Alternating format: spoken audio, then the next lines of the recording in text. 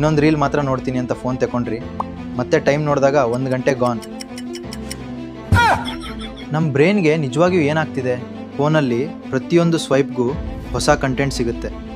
ಈ constant novelty ನಮ್ಮ ಅಟೆನ್ಷನ್ನ ಮತ್ತೆ ಮತ್ತೆ ಹಿಡ್ಕೊಳ್ಬೋದು. ಮುಂದಿನ ರೀಲ್ನಲ್ಲಿ ಏನಿರುತ್ತೆ ಅಂತ ನಮಗೆ ಗೊತ್ತಿರಲ್ಲ. ಈ ಅನ್ಸರ್ಟೆಂಟಿನೇ ಕ್ಯೂರಿಯಾಸಿಟಿ ಹೆಚ್ಚಿಸಿ ಇನ್ನೊಂದು ಸ್ವೈಪ್ ಮಾಡೋಂತೆ ಮಾಡ್ಬೋದು. ನಾವು ಫೋನ್ ತೆಗೆದುಕೊಳ್ಳುವಾಗ 5 ನಿಮಿಷ ಮಾತ್ರ ಅಂತ ಹೇಳ್ತೀವಿ, ಆದರೆ 45 ನಿಮಿಷಗಳ ನಂತರ ನಮ್ಮ ಮುಖ ನೋಡಿ ಫೋನ್ ಕೂಡ ನಗ್ಬೋದು.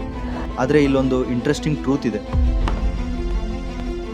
ಫೋನ್ ಮಾತ್ರ ನಿಮ್ಮ ಅಟೆನ್ಷನ್ ಕದಿಯೋದಿಲ್ಲ, ನೀವು ಮತ್ತೆ ಮತ್ತೆ ಅದಕ್ಕೆ ಅಟೆನ್ಷನ್ ಕೊಡ್ತೀರಾ. ನೋಟಿಫಿಕೇಷನ್ಸ್, ಲೈಕ್ಸ್, ಕಮೆಂಟ್ಸ್ ಮತ್ತು ಎಂಡ್ಲೆಸ್ ಸ್ಕ್ರೋಲಿಂಗ್ ಮತ್ತು ಫೋನ್ ಚೆಕ್ ಮಾಡೋ ಹ್ಯಾಬಿಟ್ಗೆ ಕ್ಯೂಸ್ ಆಗಿ ಕೆಲಸ ಮಾಡ್ಬೋದು. ಅದಕ್ಕೆ ಫೋನ್ ಸೈಡ್ಗಿಟ್ಟರು 2 ನಿಮಿಷದಲ್ಲಿ ಮತ್ತೆ ಕೈ ಅದನ್ನು ಹುಡುಕುತ್ತೆ. ನಮ್ಮ ಕೈಗೂ ಫೋನ್ನ ಲೊಕೇಶನ್ ಗೊತ್ತಾಗಿದೆ ಅನಿಸುತ್ತೆ. ಇನ್ನೊಂದು ರೀಲ್ ಮಾತ್ರ ಅಂತ ಹೇಳ್ತಾ ಟೈಮ್ ಕಳ್ಕೊಳ್ಳೋ ಫ್ರೆಂಡ್ ಇದ್ದಾನಾ? ಈ ವಿಡಿಯೋ ಅವನಿಗೆ ಶೇರ್ ಮಾಡಿ.